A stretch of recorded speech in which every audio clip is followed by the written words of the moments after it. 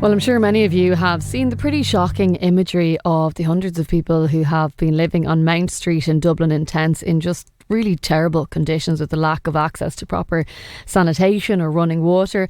And over the weekend, just before the St. Patrick's Day parade, around 200 men who had been living on Mount Street were moved to another area. They were moved to Crooksling in the Dublin Mountains, and today we're seeing reports of some of those men who've already left because the conditions there don't seem much better either.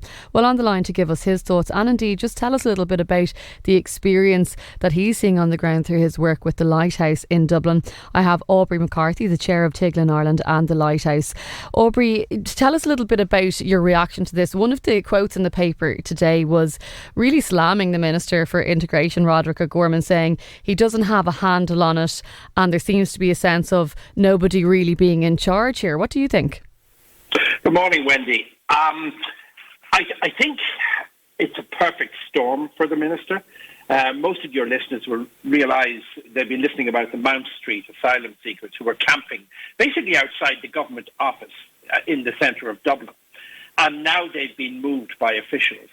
But what has built up over the last number of weeks, not necessarily months, has been that there's 200 people in tents on the street, just off Marion Square. And it's a plush environment where they are camping on the street. In other words, there's all the expensive offices, government buildings, etc., and some residential. And there's no sanitation.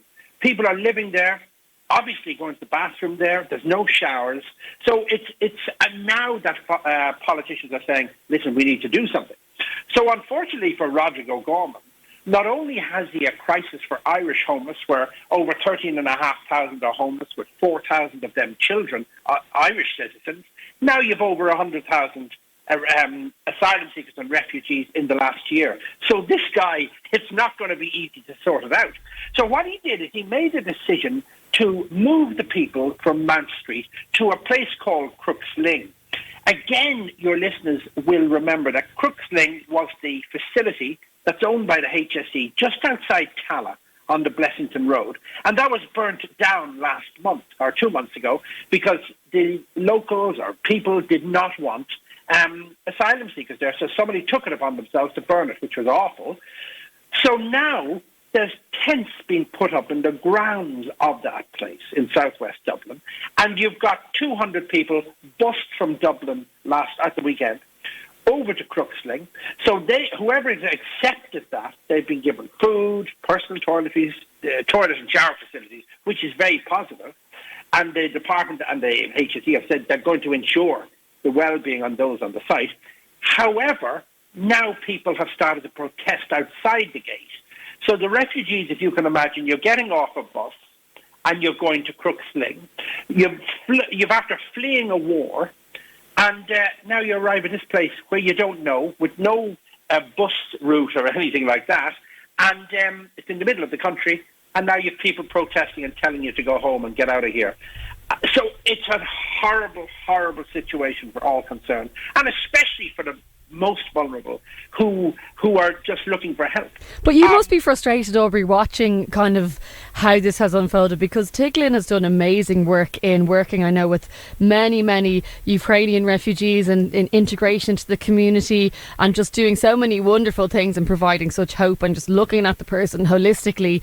That doesn't seem to have happened in this situation at all, with no real pathway for these men in terms of a life here for now, and that can add to tensions in these communities, or communities that feel that they're left in the dark.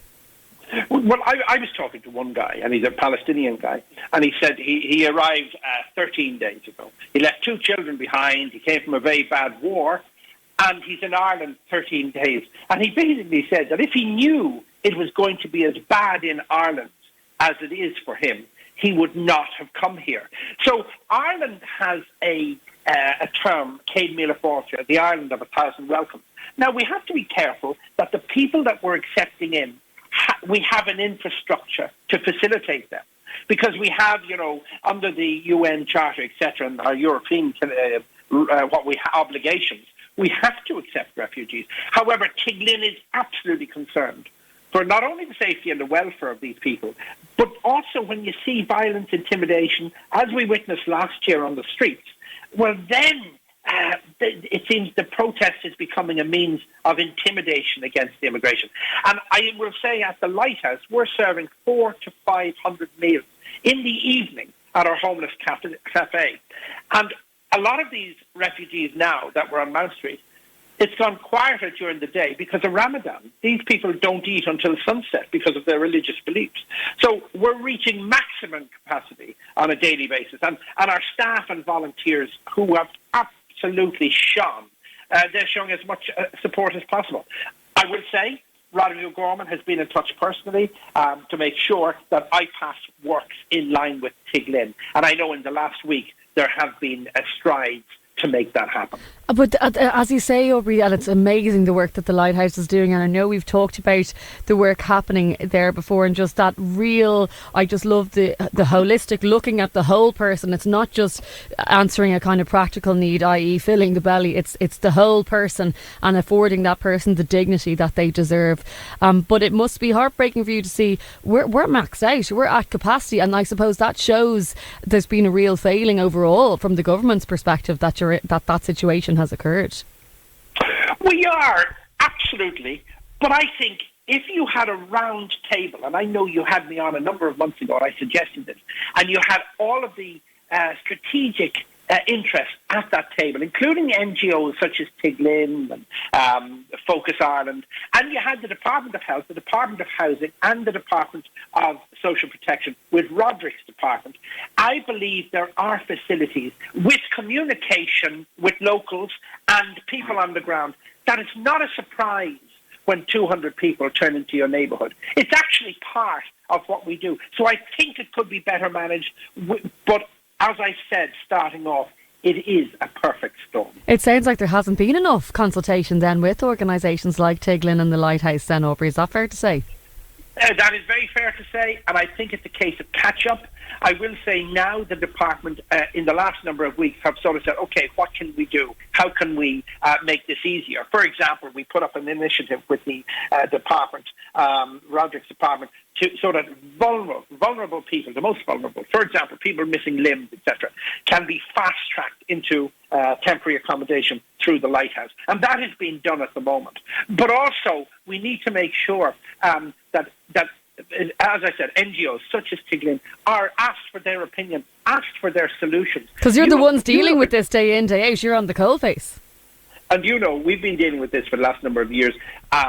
But in the last year and a half, it has become a major issue. I've been shouting, I've been banging drums. So it's in the last maybe 2 months that we've been listened to, which is good, and I'm not knocking it, because I will say if any of us were in Minister Roderigo Gorman's position, I don't know what we'd do. But one thing I personally would do is get people around the table, get all of the vested interests, and the likes of Baggot Street Hospital, the likes of Jury's Inn, all of these places are available. And I know at least 10 other places that could accommodate 200 and 300 in numbers without reverting to tents.